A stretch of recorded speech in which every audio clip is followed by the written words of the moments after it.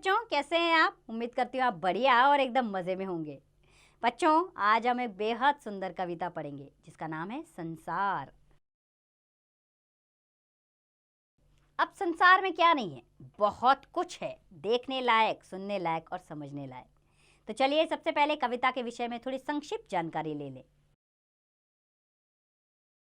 बच्चों, इस कविता में पक्षी के माध्यम से यह बताया गया है कि जब तक हम किसी एक स्थान पर रहते हैं तो हमें दुनिया बहुत छोटी लगती है, किंतु वास्तव में संसार का विस्तार बहुत अधिक है, अर्थात संसार बहुत बड़ा है।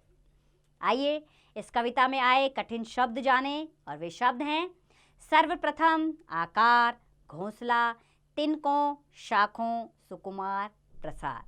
ये शब्द हैं इस कविता में आने वाले, जिनको हम एक एक करके पढ़ेंगे और उनके अर्थ भी समझेंगे। तो चलिए अपनी कविता को शुरू करते हैं। सर्वप्रथम मेरे घर का अंडे जैसा था आकार। सर्वप्रथम अर्थात सबसे पहले, आकार यानी उसकी बनावट। तो सर्वप्रथम मेरे घर का अंडे जैसा था आकार, यानी कि छोटा सा आकार था। तब मैं यही समझती थी बस इतना सा ही है संसार। अर्थात चिड़िया का एक छोटा सा बच्चा जब अंडा फोड़कर बाहर निकला, तब उसे दिखा कि संसार क्या है। वो अभी तक सोच रहा था कि मेरा घर सिर्फ ये अंडा ही है, लेकिन जब वो बाहर आया तब उसने दिखा कि संसार इतना बड़ा है। फिर मेरा घर बना घोंसला, सूखे तिनकों से तैयार। तब मैं यही समझती थी बस इतना सा ही है संसार। उसके बाद जब मैं अंडे से बाहर आया, तब मुझे लगा कि ये जो घोंसला बना है मेरा, यही है बस मेरा घर, इससे आगे नहीं। इन तिनकों को ही मैं अपना घर संसार समझती थी। फिर मैं निकल गई शाखों पर। शाखों अर्थात टहनियों में हरी भरी थी जो सुकुमार, यानी कि जो बहुत सुंदर थी।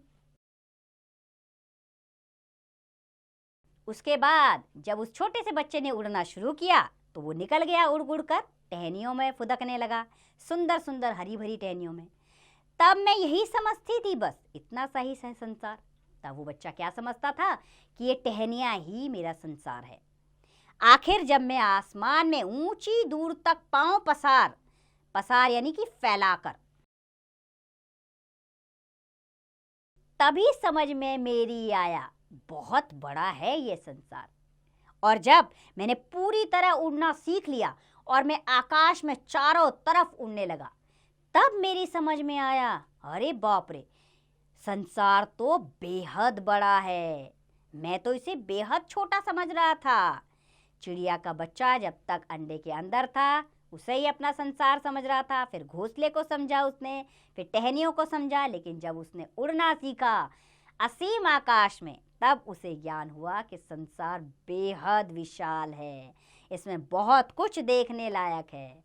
तो बच्चों, आप भी चिड़िया के इस बच्चे की तरह ऊंची उड़ान भरिए और इस संसार को देखिए, इसके रंगों से मिलिए और उनकी जानकारी प्राप्त कीजिए और सुकून भरा जीवन जिए, जैसे इस कविता में बताया गया है। अब इस कविता का अभ्यास कार्य आप स्वयं कीजिए।